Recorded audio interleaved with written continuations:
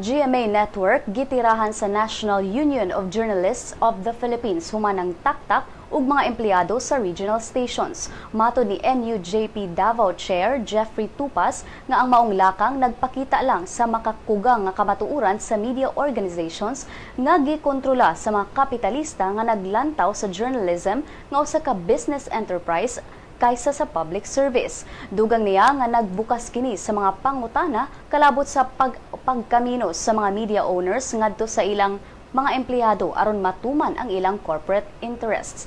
Kay numdumang mukaba 200 ka mga reporters, cameramen ug ubang staff ang gipangtangtang sa GMA7 alang sa giingong pagpahapsay ug pagligon sa ilang mga regional programs.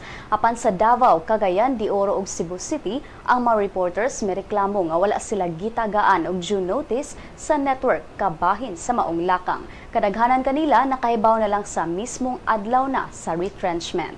Gikatahong usa sa mga hinungdan mao ang pagpalit ni San Miguel Corporation President Ramon Ang ug mga share sa GMA7 apan gilimod kini sa network.